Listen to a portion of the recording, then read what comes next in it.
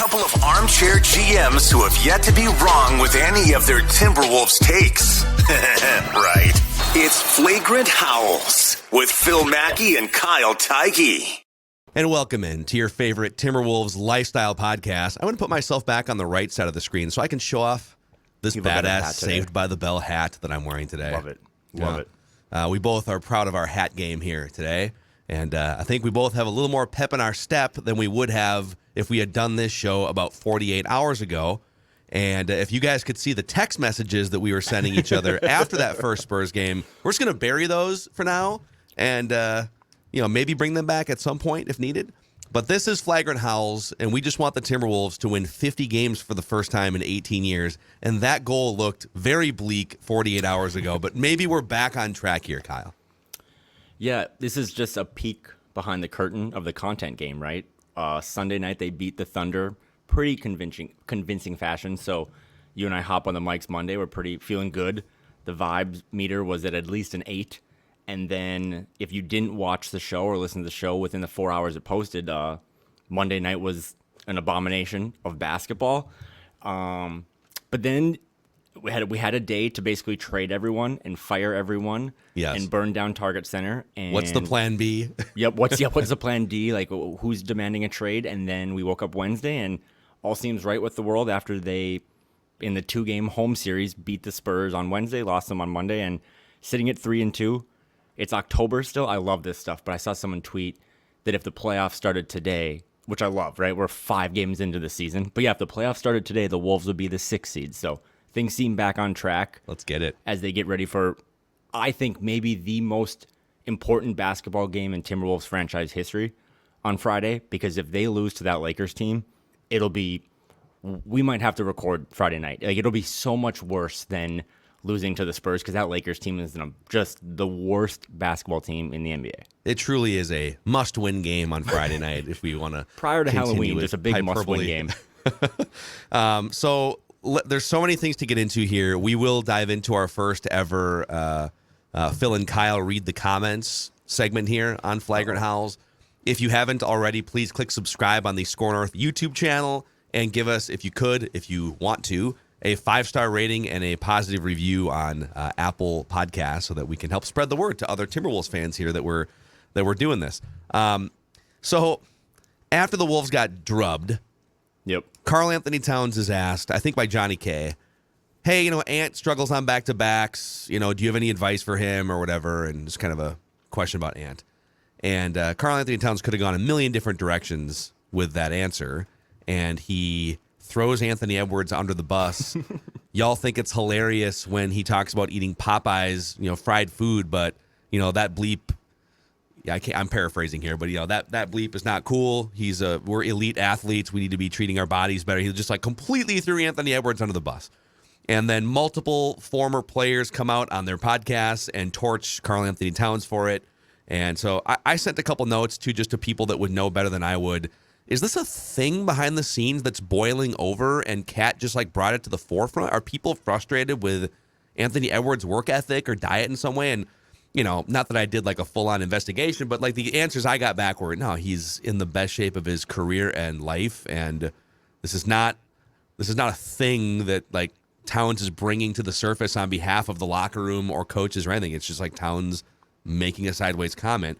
And then Towns the next day tweets out, this group is special, ain't hearing any outside noise. It's well, dude, any outside noise that exists because you put that comment out last night. And then Anthony Edwards comes out. Everyone plays well for the most part last night. Right. And Edwards in particular scores 34 points. He was efficient. He knocked on a bunch of threes after the game. Jace Frederick asked him, hey, what'd you think about those Cat comments? And he basically just dismissed them out of hand, which I found very interesting. And said, someone brought it to my attention, but, I haven't eaten Popeyes in 2 years. I do think there's Zoom evidence on a press conference of him holding a Popeyes bag dated 2021, so that may be an exaggeration, but if he performs like that, he deserves a cheat meal, damn it, once in a while. I guess my question to you is, what did you make of the last 48 hours of Kat's comments, the on-the-court response, the off-the-court response, and everything that's gone into this?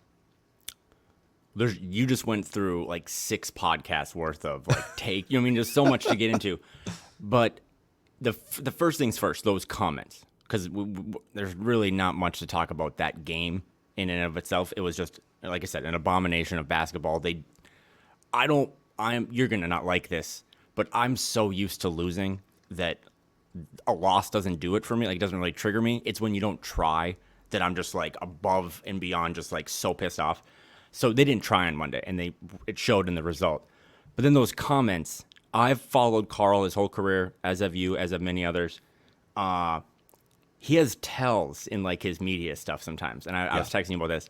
For the poker degenerates out there like you and I, when he starts rubbing the table, that's like, rubbing the felt. That's when he's trying to come up with something. He feels like he's uncomfortable. Just yeah. Yep, but he feels like this is a moment to do something, to say something. This is spiraling out of basketball now, but I think you are born a leader for the most part. You can learn stuff along the way. You can develop those skills. If you're not born a leader, maybe you can develop, but I could believe in the workplace, you're just born a leader. I don't know necessarily all the times if he has that. He also, and I've been more pro Karl than you have, but for many years, he had to be the face of the franchise. He is a good person off the court. He had to do so many things to keep this franchise. I mean, he never demanded a trade. He didn't do all the stuff that a lot of other athletes do. He doesn't have to do that anymore. I still say he's the best player, but he doesn't have to be the face of the Timberwolves anymore. He doesn't have to be the one that says all the stuff when adversity hits.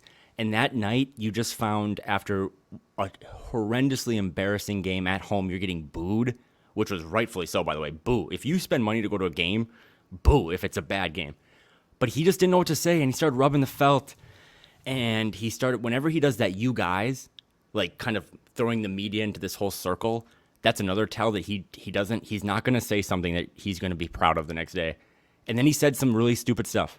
And to worry about what Ant's doing after he did come into the best shape of his life, it seemed like a guy that was also probably a little pissed that Ant came into this season in the best shape of his life, and Karl probably came in the worst shape of his life. Yeah, not that he was like lazy or anything in the offseason. He was just in the hospital. Right. Not his fault. But I mean, if you and I thought that this was going to be a big podcast year for us, and you came in and your takes were fire, and I was in the hospital for a week and didn't have a voice, like I don't want to say jealous, but I'd have some, animosity towards you. Mackey, that take on Jaden McDaniels in the second half was honed, man. That Saved by the Bell had his fire. So I think that's what some of it was. But the comments were, again, why do you have to say that? Why do you have to say that out loud? But it also, and I kind of want to spiral this back to you, I try to find myself in these basketball seasons now. Basketball, more than anything, is a marathon. I don't really follow baseball too much, but it is just, there are so many ups and downs and storylines. I try to pull myself out and think, what are we actually witnessing now that we're going to talk about in April? And I think it's all about Ant, because the way that Ant handled Jace's question on Wednesday night when he was just like, yeah, you're right. He still kind of lies sometimes, but not because he's a bad person. He just exaggerates, saying, that is literally how I've got on Score North sometimes. It's just, you kind of just exaggerate when you're feeling yourself. He has eaten Popeyes in the last year. There's like a Zapruder film of him holding the bag. But he was just like, yeah, I don't eat Popeyes in the last 2 years. And then after that back-to-back, he was like, yeah, I'm just terrible after back-to-backs. He probably shouldn't have said that either. Like, you're a professional athlete. Yeah, he also shouldn't be terrible. There's criticism there too. It's like, right, what? Dude, you're 21, man. What? You should be the best back-to-back player on this team. You can't just come up and be like, yeah, you know what? On these back-to-backs, I'm just gonna be terrible. It's like, well, buddy, we got like 12 more of those. We just don't like playing in the daytime. Exactly. Sam Cassell. Exactly. So I think we're just learning. But going back to Ant, Karl's comments were really bad, and I think that's a guy that is not in the shape he wants to be. Finch has said it now 14 times in a 7-day period that Karl has to make the biggest adjustment to make this work. So we said this on Monday, you don't have the physicalness, you don't have the mentality, you just don't have it right now as you're working your way up to make that change. And then you see a guy like Ant come out and say the things he did. So I think we're learning between what Ant had to go through in September with some of the social media stuff and how he handled that and how he handled this. Not only did Ant dismiss that comment altogether and be like, I didn't even see it, I don't care about that. Did you see him running the stairs?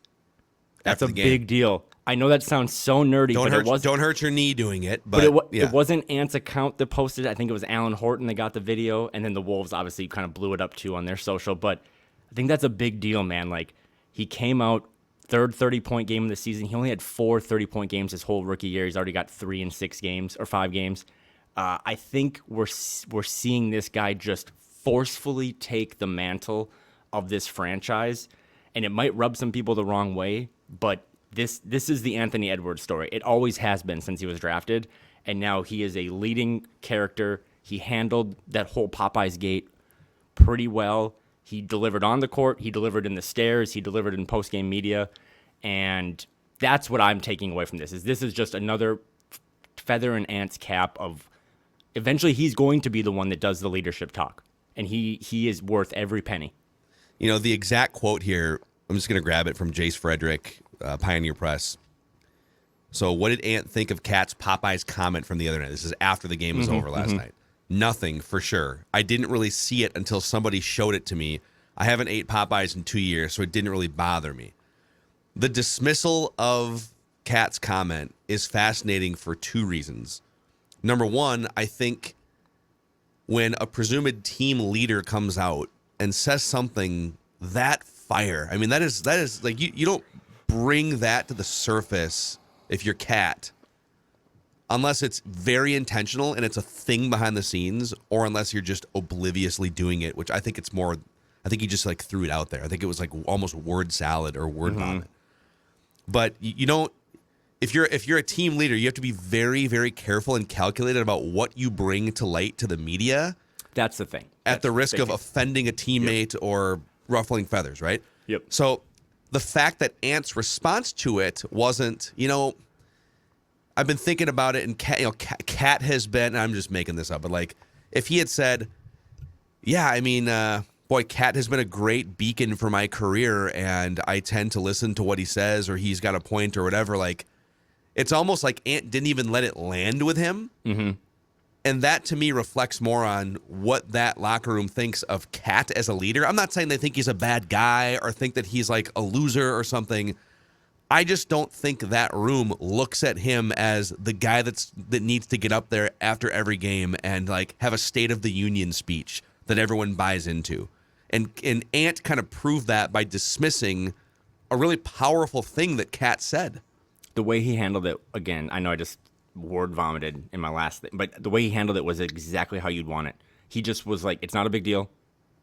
If there is any salt flake of a deal, Ant talked to him about it at shoot around, right? Or in the locker room. He's like, yeah, I didn't even see it. I know he saw it. Like, that's the thing, right? But he's like, I didn't see it. It doesn't matter. It was on TMZ, dude. Like, which was okay. TMZ, someone had to have died that day that they could have covered and not covered Popeye's gate. And also in back to Carl's defense, because this is the one thing that I will defend him on. He was right.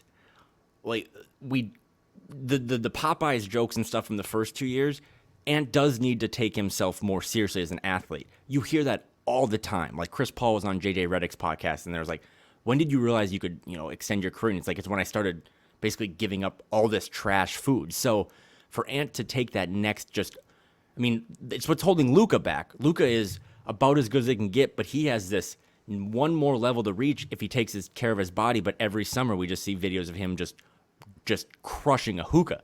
Yeah. So for Ant, it's like, I think Carl was trying to, like you said, lead, be in the moment, be the guy that kind of owns the locker room. But it's kind of, he also brought up a topic that's like old, right? Like we don't even do that anymore. Have you seen your teammate? It's not a thing right anymore. now. Yeah, exactly. Why would you bring up the thing that's not a thing anymore is what I kept going back to. And so for Ant to dismiss the team leader, presumably on paper anyways, right? Like the guy that's been here the longest, to just, can you imagine if LeBron had said that about a teammate, a young teammate or something, or Kobe back in the day, or whoever, or Tim Duncan or whatever. Like, if they would have said it, it would have been, whoa, this was not just an off-the-cuff remark. This is something that they're bringing up intentionally. Yep. Mm-hmm. And then it would have landed with the young player in a certain way, and it wouldn't have been dismissed necessarily, I guess what I'm saying. But the other thing I think it does, if we think that eventually Ant's going to take this thing over and there's going to be kind of a shift in, because I think for this team to reach its max potential, there are pecking orders on every NBA team. There almost has to be. And I think Kat needs to be like third or fourth on that pecking order for this team to really come into its own at some point. I don't know if that can happen this year with a 21-year-old Ant that's so young. to be moving up that high in terms of like the leadership, locker room, takeover pecking order.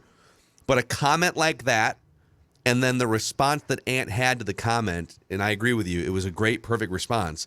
That's the type of thing that can help shift the dynamic behind the scenes where it's like, all right, well, Carl's going to say some stupid ish. I'm going to dismiss it and then go drop 34. And it's just another step toward it eventually being more Anthony Edwards' team, if that makes sense. My wife heard us talking about leadership power rankings, and she goes, you and Phil must not have anything else to talk about. I was like, well, yeah, it's kind of right. It's like late September. But the more I think about it, and I've thought about this since Monday, we're probably on this first, and it's actually worth just talking about all year, is I don't think it's just any basketball team has a hierarchy. I think like everywhere. Like, like Score North has it, or my job has it. Like, there's a reason everyone has these different titles, and then you get the org chart sent out to you every quarter, right? Like, yeah. Because during an earthquake, you don't have time to start figuring out what your plan is. So you just have to have that plan in place so that when the ground starts shaking, it's like, okay, I grab this bag, I put my wife on my shoulders and I get out the door, or I get under a table. When adversity strikes, like it did on Monday, and you're down 35 to a team that you're double-digit favorites to, you don't have time to figure it out. You just have to, like, respond. And that Carl didn't have the prep work. He didn't have the emergency bag. He just responded, said something stupid about Popeyes, and then it got... Karl-Anthony Towns rarely would send that tweet that he sent on Tuesday, right? Where it's like, this team is awesome, we're not listening to the outside noise. That's not really him. He's not Kevin Durant. And it showed to me that he must have realized that was his tweet to the public of like, okay, yeah, I shouldn't have said that. That was stupid. So rather than just saying that it was stupid, of course, right, now he's going to make it about the outside noise. It's like, dude, it's not. You created the outside noise, guy. But Ant did. I mean, I can still say I think Carl maybe is the best player on the team or whatever. I don't think I've ever said we didn't put Carl at number one on our power rankings of leadership, but this is going to be Anthony Edwards' team. Even and that might be, he might not know it now, he might not think it, but that might be really good for Carl, because I'm sure we'll talk about this, but Karl-Anthony Towns just playing basketball is all he has to do now. Again, he doesn't have to go to all the promotional things. Thank you. He doesn't have to be the franchise guy. He doesn't have to have the burden that he did have. He did have to be the guy to keep this franchise in Minneapolis for a while when it was really bad or really dark. But he doesn't have to do that anymore. And I think between learning how to adjust on the court from a center to a power forward to learning off the court of being, the number one face, so it's like, hey, you can just be one of the faces. You can actually do less, and it'll be more for this team now. And just let the funny kid talk. Let Anthony Edwards just do all the talking, do all the promotional stuff. You're going to get paid. You're making $500 million.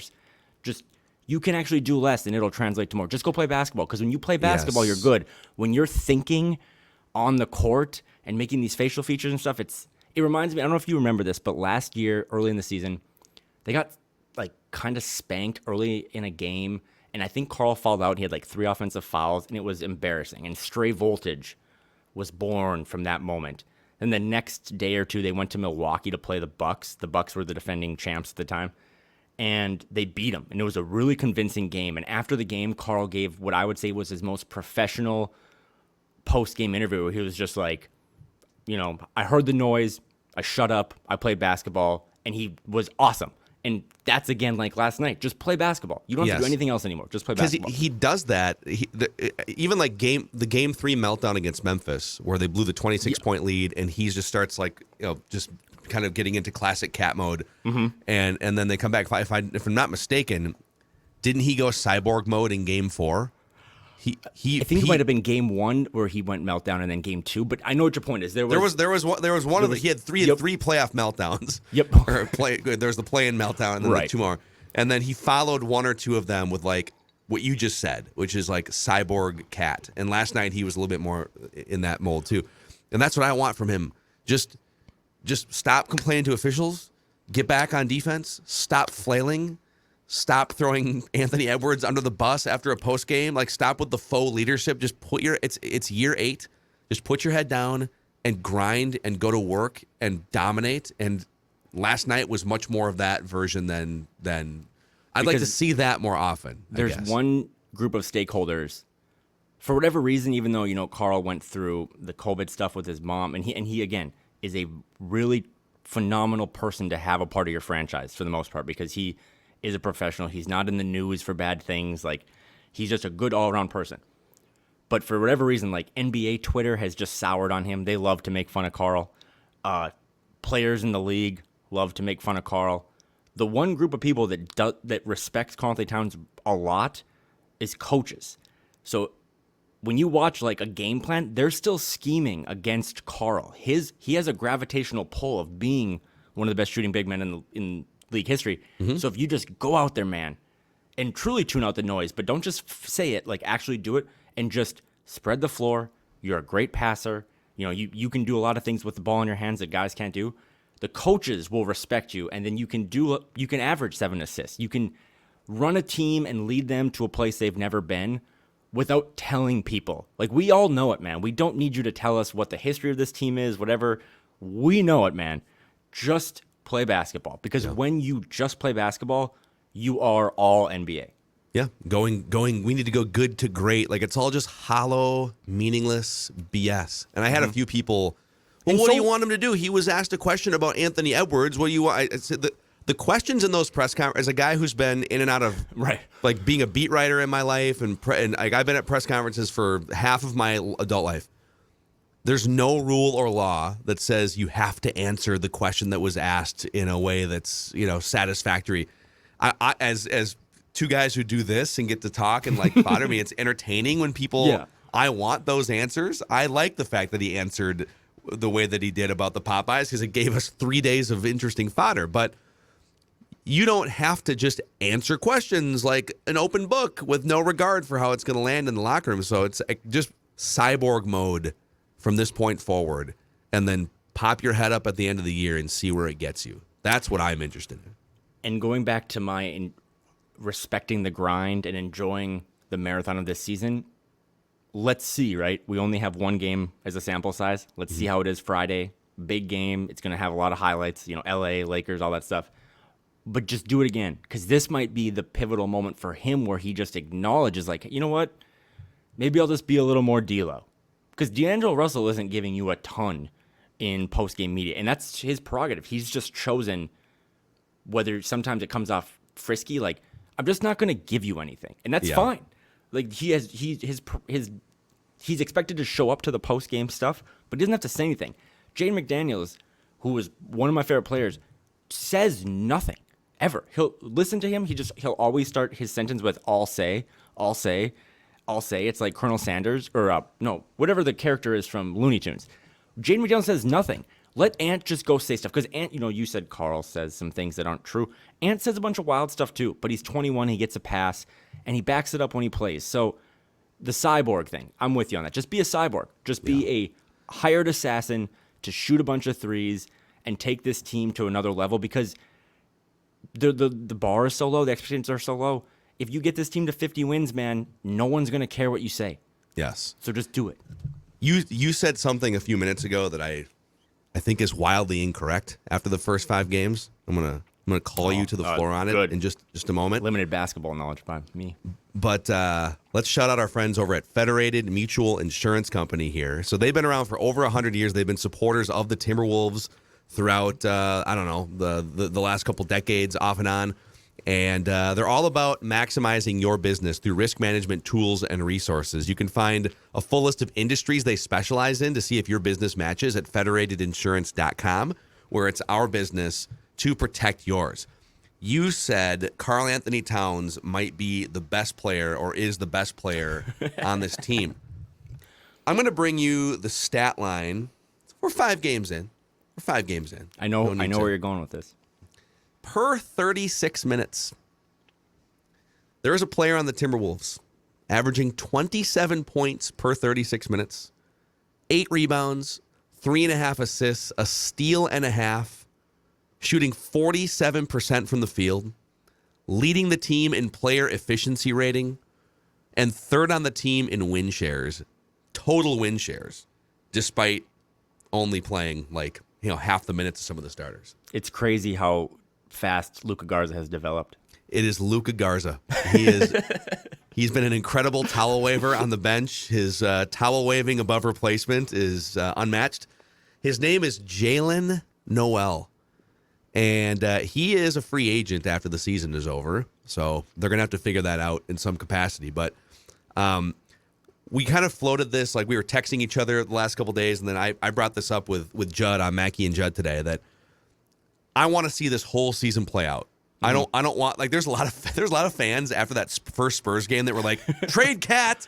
Just this is not working. This is the same old Timberwolves. Okay, like I was very, very frustrated after the first Spurs game, but it is you need to let this thing play out, and then in the summer, only then to me do you look back and say, okay, did it work? To what extent can it get better? Does there need to be some sort of exit strategy or plan B? And I'll tell you, Kyle, I don't know. I hope plan A works, but if they wound up deciding in 9 months from now that they were going to build the next 3 to 5 years of this franchise around 21-year-old Anthony Edwards, 22-year-old Jaden McDaniels, and 23-year-old Jalen Nowell, with Rudy Gobert, like, in the last 3 years of his contract, just sitting back there doing his Rudy Gobert thing, and they had to trade Cat to recoup some assets, first-round picks or whatever, because it just wasn't working.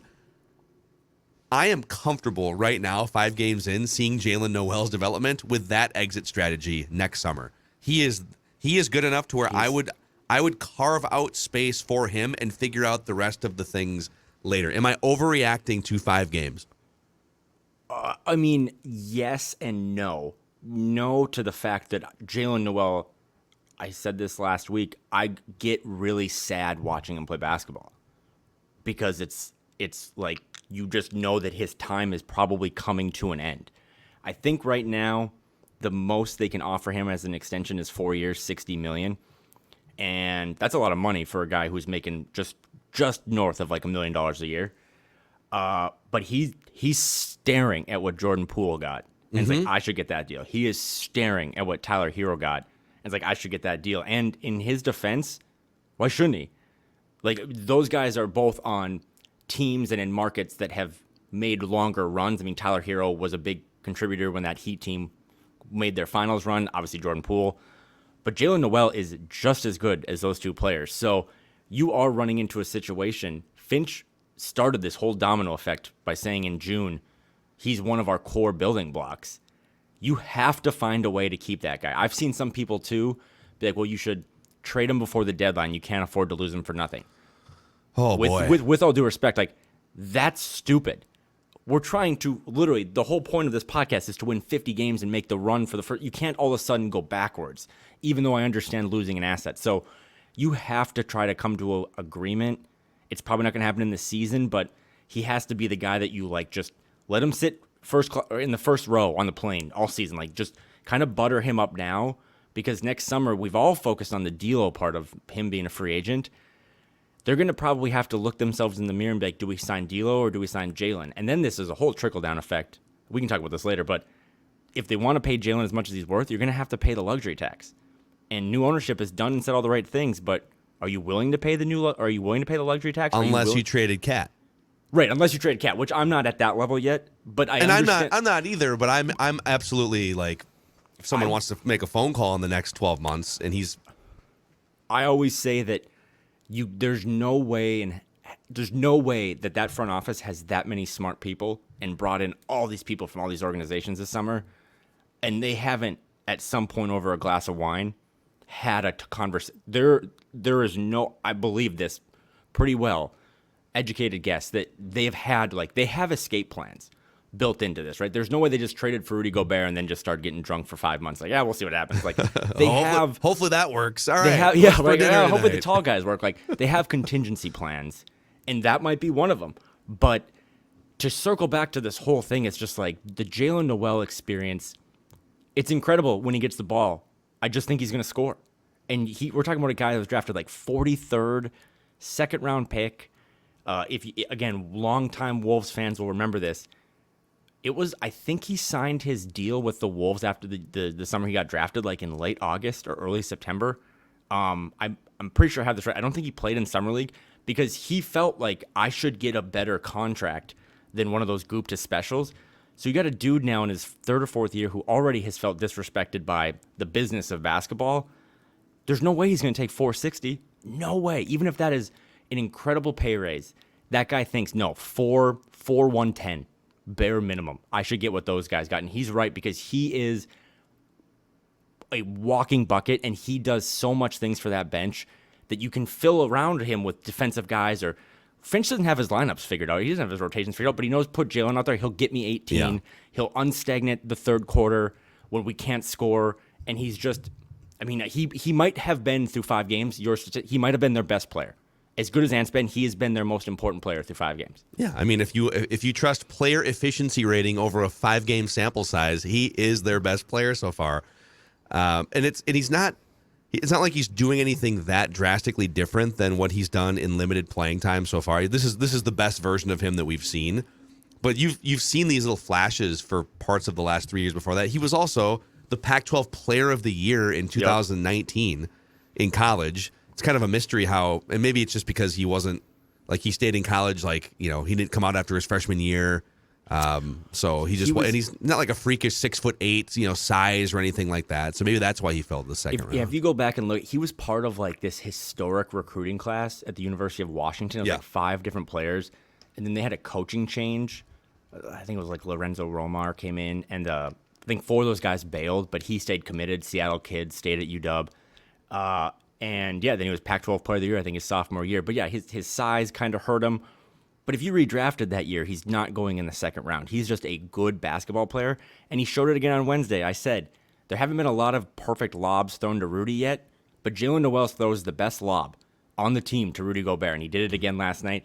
But he also just plays with such a joy. Going back to Carl, where we say, hey, just play basketball. Just have fun out there. You paid $500 million just play basketball. Jalen Nowell does it with such style and such substance that it kind of does. It's like how Ant dunks. It just builds up it gets into a flow. His teammates are loving it.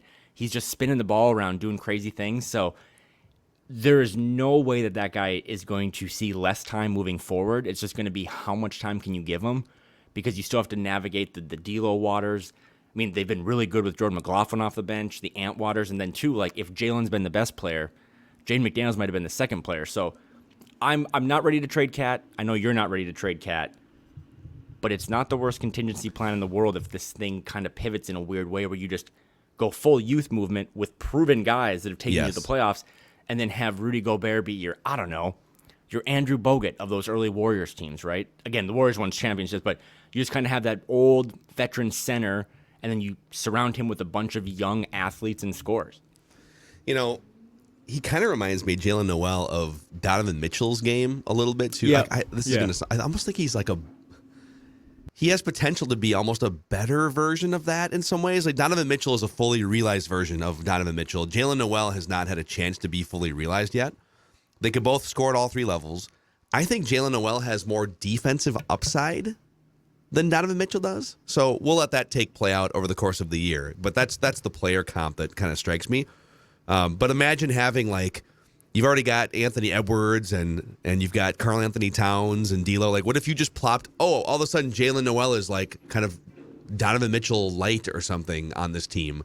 Just this ridiculous group of talent. Well, let me throw this at you, too. One more thing on this, and then we can get to Phil and Kyle read the comments. If at the end of the year and going into the summer, Jalen Nowell has finished a season in which he is playing largely like this for 82 games, and Jaden McDaniels is doing the Jaden McDaniels thing, and he's growing. And both of those guys are due for contract extensions. In the case of Jalen Nowell, I mean, it'll be a fight with other teams. But if you had to sacrifice Karl-Anthony Towns because of luxury tax reasons and to get just value back, you either have to choose ride out Karl-Anthony Towns for the next, 4 years, or Jaden McDaniels and Jalen Nowell contract extensions, and you build around those 2 guys plus Anthony Edwards, and then Rudy Gobert is part of the team in either scenario. Where do you? I am a big Karl-Anthony Towns fan, but what Jaden McDaniels brings, this is really deep statistics, but they're undefeated this year when Jaden scores 11 points or more, and winless when he doesn't. Just his impact without having plays called for him. He had a block last night that was awesome. Like, he's starting to make more cuts. again, I am very much happy with Karl having the zip code that he has. But to your question, I would focus on the Jaylen Jaden extensions because I just think that's a special trio. And I still have my reservations about the whole two centers thing. I mean, I'm very excited about it. I think it's going to get better, but I'm also just, whether it be the dynasty fantasy football player in me, I'm always just trying to aim towards the young guys. And I know Jaden's special. I thought Jaden was special his rookie year. I think Jalen Nowell is starting to show that he's special too. And maybe those pieces, again, maybe it doesn't have anything to do with Karl. Maybe it's just that those pieces fit together better and give you a longer runway to make this work. So I'm trying to think too, like if you gave those guys huge contracts, which they're going to get, and you had to, let's say you had to then trade Karl-Anthony Towns to just like get some luxury tax relief. Would you run a lineup out then of, Gobert at the 5 and then Jay McDaniels as a small 4, and then you'd run Ant and Jaylen in a point guard, or would one of those guys have to be a primary? It would still have. This is so far out in the future, but I'm sorry for doing this. By the way, no, the Jay McDaniels at the 4 thing can't do it. Like he even showed you against Utah the other night that he couldn't even guard like Lauren Markkinen at a 3. Got to be a 3. Yeah. Like he has to be a 3, and obviously Claire has to be your 2, unless it's we've learned in the 2022-23 season that Anthony Edwards really is the next Luka, right? Where he's going to bring the ball up a lot. I think you're starting to ask so much of him if he has to play point guard, give you 35, and defend someone. Yeah. But there is, again, that's why I think the Jordan Poole or even a Tyler Hero, those comps are really good because those guys come off the bench. It doesn't matter who starts, right? The old cliche, it's who finishes. You can finish with those guys in your final 2 minutes. Like then you can have Ant bring the ball up, Jaylen bring the ball up. But I don't think you could ever see those 3 starting together. And it's not because they couldn't, or it's nothing against Jaylen or Ant, but Jaden McDaniels can't play the 4. So in that situation, if Jaden is going to be a 3, then you don't really have room for those other 2. Yeah. All right. Again, I apologize for the that was path good. I just drug you down there, but we're just in the dark web of trades. No, I do think having a contingency plan though, if for the people that thought you went all in here, you can't pay Tim Connolly $10 million and bring in the Avengers in your front office and not be like, okay, so if this stalls or we become Utah or we don't even hit the Utah ceiling, what is our contingency plan? And to what you said about Karl, we actually have him signed for, I think, 6 more years. So he's still a really good basketball player, and he's signed for pretty much the remainder of his he's like 27? 32 years old or something. Yeah. He'll probably age well the way he plays basketball, but you have Karl locked up on a contract for the rest of his prime. That's going to fetch you a lot. So I don't think that's where they're at right now, and hopefully they never have to get there, but I'd be shocked, man, if that's not something that they at least thought of. Yeah, there's some ripcords to be pulled if needed here, and you hit on one of them. Actually, it kind of leads us into Phil and Kyle read the comments here on Flagrant Howls. We'll start with this one from Brett on YouTube. Love you, Phil, but you saying this is from right before the season. Sorry, Brett. Love you, Phil, but you saying someone trading a first-rounder for Jalen Nowell is the most blasphemous thing you have ever said. In fairness, Brett, I am dragging this comment to the light. I had this comment in the notes. I thought we were going to do it last week. It's still sitting here, and now you printed it out. You put it in your bathroom mirror. It is. It's bulletin board material for me. If they got to the end of the year, correct me if I'm wrong, it would have to be a sign and trade at the end of the year. Yeah. But if he played like this, and you decided, you know what, I don't think there's any way we're going to be able to get him in free agency with the value that he's built up. I'm with you. I ride it out and try and do as much damage this year with this current team. But if the front office said, well, we would like to get some value back on that Gobert trade, and we're not going to be able to re-sign Jalen Nowell, and so we will shop him at the trade deadline. I think this version of Jalen Nowell playing this way for 3 months absolutely gets you a first-round pick back. Am I just being a homer? No, I don't think so, because, again, this is a thing I'm totally against, because Agreed. Unless the season was like 25 and 50, like you're not going to be sellers at a deadline with, I know I said this earlier about like a Nas, but you're not going to be sellers if you're trying to like make a run.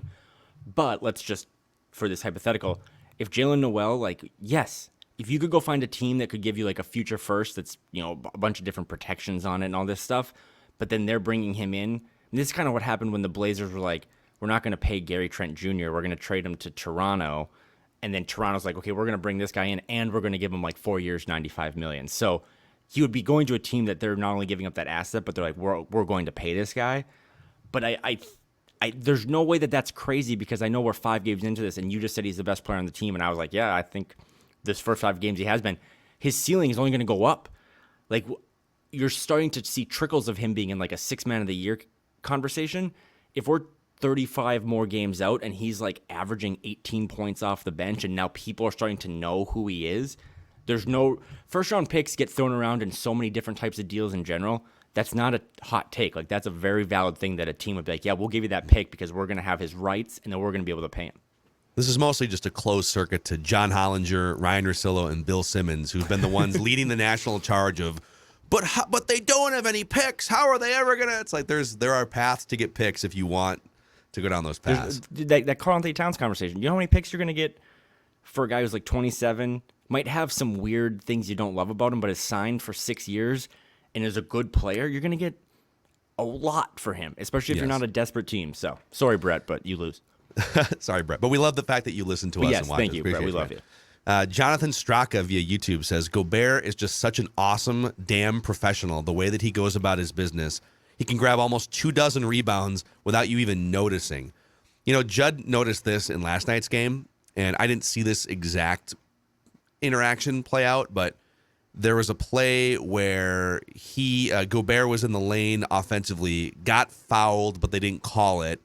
It was just kind of a miss by the official. He gets right back up, sprints back on defense, makes a play, whatever, and then there was a dead ball a short while later, and he then goes over to the official and says, "Hey, that thing that happened a couple minutes ago, here's my thought on it." Right? That is the professional thing, not to just like keep bringing it back to Karl-Anthony Towns, but like, dude, don't sit there in the moment and cost your team a 5-on-4 odd man rush the other way. Bank it in your memory, get back on defense, and then go back to the official in like 90 seconds when there's a dead ball and then plead your case. You're not going to like, the official's not going to stop the fast break the other way because, oh, you know what? God, I'm glad you complained. Now that I've thought about it for 10 extra seconds. So like even that type of professionalism from Gobert. Okay, hold on. Going to put a pin in that. Going to get back on defense, make a play, and then go back to the official in a respectful way. That's how you do it. The best players in the NBA complain to the officials all the time. Like, that's a fact. Luka is more guilty than pretty much anyone, right, including Cat. Right, exactly. If you go look at the top 15 list, all those guys complain to the refs all the time. If you disagree, it's because they do it so subtly. They do it, like you said, at dead balls, at free throws. Like, Pat Bev was the king of this. He would, like, if there was a missed call or something, like, he would get right back up, get back down until the play stopped. Then he would just find his way over to the official and then give him an earful. And when the moments cool down, that's when they're more willing to listen to you, right? They're not going to listen to you bark at them when the play is, all of a sudden they're in transition, they're going the other way, and the ref has to get down there and calls on the floor. So I liked everything. I got to talk to Rudy in Vegas. I've liked everything he's done so far as kind of the elder statesman on the team. After that loss on Monday, I know he kind of brought some humor to it, or maybe it was Sunday when he's like, we're the best, worst defensive team in the league. They're going to need him a little more too. Again, you can't just put all those picks and all that. He's making a ton of money. You can't just put all that in there just to block shots or get rebounds. You're also hoping that guy can bring some of the positive attributes he has as a leader into that locker room, because as we've talked about now for 3 months, they lost a lot of voices in that locker room, and you need Rudy Gobert. If it comes down to resume, Rudy Gobert's got to look around the room and be like, I've done more than a lot of you guys. Like, you know what I mean? I know Carl's great, but I've made it to the playoffs multiple times. I've been all defense. I've done these things. So I like him as a leader, and I hope that it continues to grow, as we just spent 30 minutes talking about how maybe the people that are talking right now, like, Phil, if this ever goes south, gun to your head, who's leading the players-only meeting? That's the thing. You know what I mean? Like, I don't think it's you don't Gobert. have an answer. I don't think it can be Cat. It's probably TP. D'Lo. Or Torian Prince, right? Like, it's like he closes the door. Or, Austin Rivers. Austin Rivers, yeah, that's my guy. But I'm just, like, that's a funny thing to think about, because it seems like players-only meeting is on every team's bingo card at some point in the season. I joked that I was like, I don't think anyone's ever had one before Halloween. So thankfully we've dodged that bullet. But well, there is the still a couple Lakers games game. left. The Lakers game. Some team will have a players only meeting after that. It'll either be the Wolves losing to the Lakers or the Lakers going 0-5. So yeah, there's still voices that need to grow in that locker room, and I think Rudy is one of the good ones. And again, when I said this on Monday, when the Jazz media were in town last week and I was there, they all said it. They're like, we're excited for this new era of trying to rebuild and all these young guys, but we loved Rudy. He was great. He was great to us. He was great to his teammates. He was great outside, inside, upside down. So keep talking, keep leading. The Jazz won another game. They're 4-1 now on the season. Lauri Markkanen went for like 20-some points and a bunch of rebounds. So that Jazz team, we talked about that on Monday's episode, but that's a feisty team. Real quick before we get back to the comments here, is it better or worse for the Timberwolves if Russell Westbrook plays on Friday? Probably worse, just because of all his warts. The one thing he does well is what the Wolves have so far not done well, and that's just try. Right, like he's going to give you energy. He's going to exert himself, whether it be pros or cons. I'm telling you though, like I know that we're going to be nervous about that because that's the scar tissue talking. That Lakers team is one of the worst basketball teams ever. They can't make shots. How do you put that roster around LeBron James? I guess listening to LeBron James' advice on trying to construct a roster is how you get there, right? I mean, we're both very big Pat Bev fans. Their backcourt, their starting backcourt in the 5th game of a season, in like a non-purge year or apocalypse, is Patrick Beverley and Austin Reeves. Yeah. Like and Patrick Beverley, for all the stuff we've talked about, how we miss him as a leader, his defense and stuff, I think he's shooting 18% from 3. Like, go look at his splits right now through the first week of the season. Hasn't been great. Really shifting into that podcaster role. So Friday's going to be a really big game, but I think there could be 5 Westbrooks, 0 Westbrooks, -5 Westbrooks. They should beat that team by 20. Yeah. And I know that they did win the pandemic championship as part of this, but like, yeah, bubble title. But Brandon Ingram would be. I think if you had one mulligan, you're the Lakers. Wouldn't you like to have a 25-year-old in his prime, Brandon Ingram, playing? You know, that like they traded him to get Anthony Davis, and they did win a championship. So technically, like the trade worked, but my God, that and then like Josh Hart up in Portland now is like one of my favorite role guys. He just does every little. He's kind of like a guard version of Vando. Just gets a lot of rebounds, plays defense. Lonzo Ball, obviously his knees have kind of gone downhill, but they gave up a lot. And one of the things they gave up is there's this 2023 unprotected first-round pick that could be the number 1 pick in the draft, and the Pelicans own it, and the Lakers are the worst team in the league right now. So they gave up a lot to win 1 title. Would I give up both my arms for 1 Wolves title and then 40 years of misery? Absolutely. But if you're a Lakers fan and you're used to winning, I don't know if you're loving the returns on that deal. Okay, Rick Meisch here via the YouTube comment section says, Kyle, I love listening to your ideas on the Timberwolves. You are tops. Wish you could do Vikings analysis as well. So this is now your time here. If you've got takes on the Vikings, Rick and maybe others, for all we know, are interested in your Vikings takes. So what are some of your best Vikings takes? Go ahead. Oh, I just thinking a lot of my takes are influenced because I am such a Score North Mackey and Judd guy, but I just think 5-1 is 5-1. It's kind of like the Wolves, right? I can pivot back. If they beat the Lakers and they're 4-2, knock on wood, then they play the Spurs again. They could be 5-2 when we wake up Monday morning. And there's so much to work out, but wouldn't you still just rather be 5-2? Like, look around the NBA right now, just like you would in the NFL. There are so many teams that are just meh, and they're disappointing, and they're lethargic, and they're out of shape. I just want to have as many wins stacked up as possible. So for the Vikings, like I'm sure, like I listen to you guys, there's so much to fix and there's holes and there's this and that, but they're 5-1. And would you rather be 5-1 and have stuff to work on, or be 3-3 and have stuff to work on? It's an easy call. So yeah, it's self-scouting week too. I mean, they've had 2 weeks to go look at the film and fix some things here. So that was my. I appreciate that because again, I have a lot of football takes and I just have to text them to Phil. But it's a good time to be a Minnesota sports fan, other than the baseball team. Yeah, the baseball team. Don't get me started on the baseball team. All right, Phil and Kyle, read the comments here. This isn't a comment directed at us. It's just an internet discussion here this week. Would you rather Thank you. be attacked by a shark or a bear? There's only one answer. But you have to. I want you to start. I think let's on 3. Okay. Say shark or bear. So it'll go 1, 2, 3, and then you say it, okay? All right, would you rather be attacked by a shark or a bear? 1, 2, 3, bear. Bear. Thank you. Okay. There we go. Listen, because and they talked about this. Bill Simmons kind of brought this up on one of his pods with Van Lathan, but the shark thing is so scary because they're just like, I feel like more aggressive, and you're in the water. You're on there. Like, it's a home game for them. Perfect. No better way to put it. It is a home game for the shark. Yeah. Where even if I am in the middle of the woods in the Pacific Northwest, it's a neutral site at best, right? Now, like, you put me on the grass. I'll take my chances with the shark. You want to come to my home turf? Yeah, exactly. You want to try? All right, try and stand up, guy. Let's go. All yeah, right.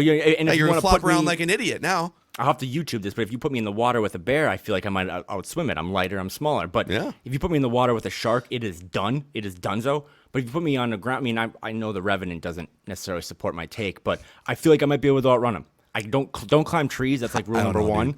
But I feel like I could dodge and duck and get around trees. So the answer is at the very bear. least, you could cut open a horse and try and hide inside the guts of a horse, like Leo DiCaprio did. Was it I'm a glad horse? you saw. Yeah, I it think is a he did horse. that right. Okay. That was. I don't know. I've always wondered, like, if I was thrown in the middle of like the North Dakota winter, if I could have survived just in a horse's body, or. Dude, I can barely survive like downtown Minneapolis in a winter. Let alone the wilderness. That's how us University of North Dakota kids had to go to school. We had to basically just warm up in our horse carcass, and then we sprinted to class. We ran back to our horse carcass. I'm glad you saw bear, though, because anyone who thinks sharks are so scary. You can't see them either. They're underwater unless they have a little fin up. So there's 2 ways to look at the answer to this question, though. There's which one would you have a better chance of surviving? But then there's, if you have no chance of surviving, which one would you rather attack you just to get it over with? And so my first instinct was, well, I mean, if either one of those things attacks me, I'm going to die. So just the shark is just going to like bite you in half and you're just dead and it's over. And the bear is going to like maul you and like it's going to be a process.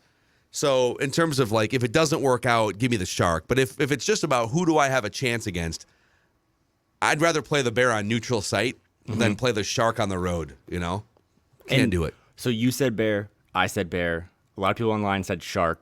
How are you defeating a shark?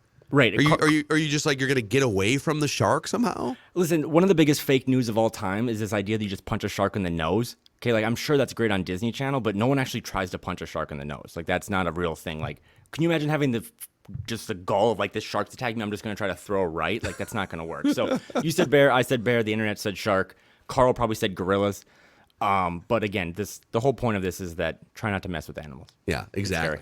So, all right, you can always drop us comments either in the YouTube comment section of these Flagrant Howls episodes, Score North YouTube channel, or you can send messages through the Score North app. There's a feedback tab. We collect everything for all of our shows, Purple Daily, Judd's Hockey Show, too, if you're a Puck fan.